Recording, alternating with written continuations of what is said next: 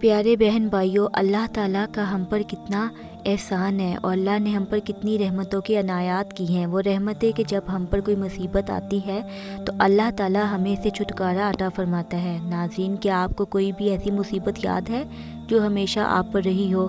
کوئی مصیبت ہمیشہ کے لیے نہیں ہوتی، کیونکہ اللہ تعالیٰ کسی انسان پر اس کی ہمت سے زیادہ بوجھ نہیں ڈالتا۔ معزز ناظرین، اس دنیا میں کتنی جنگیں لڑی گئیں اور کتنی وبائیں اور آفتیں آتی رہی ہیں، سب کو اللہ تعالیٰ نے ختم کر دیا اور دنیا آج بھی مصیبت میں ہے۔ ہر کوئی پریشان حال ہے۔ مہنگائی اور برے لوگوں کی حکمرانی نے اس دنیا کا نظام تباہ کر دیا ہے۔ پیارے بہن بھائیوں، آپ کے خیال میں کیا آپ بے بس ہیں؟ اگر آپ ایسا سوچتے ہیں تو بالکل نہ سوچئے، بلکہ اللہ تعالیٰ نے آپ کو طاقت دی ہوئی ہے اور یہ طاقت آپ کی زندگی بدل سکتی ہے، اور یہ چند حروف کی طاقت ہے جس کو آپ نے پڑھنا ہے، اور یہ حروف استغفار ہیں۔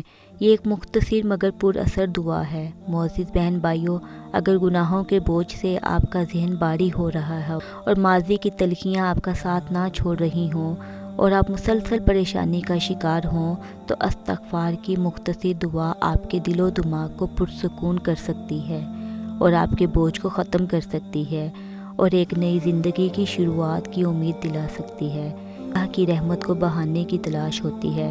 بعض اوقات بندوں کے دل سے احساس ندامت، آنکھوں سے چند قطرے آنسو کے اور معافی کے بول اللہ کی رحمت کو جوش دلانے میں کامیاب ہوتے ہیں، اور انہی کی وجہ سے اللہ تعالیٰ کی طرف سے تمام گناہوں کی مغفرت اور جنت اور رحمت کا فیصلہ ہو جاتا ہے۔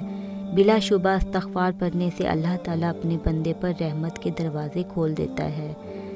ناظرین، استغفار اللہ کے نور کا وہ مضبوط سایہ ہے جو ایک انسان کے گرد تب بنتا ہے جب وہ انسان خود کو اللہ کے حوالے کر دے، قرآن اور سنت پر عمل کرنا شروع ہو جائے۔ تو کیا آپ سمجھتے ہیں جو اللہ کے نور میں زندگی گزار رہا ہو اسے کوئی نقصان پہنچا سکتا ہے؟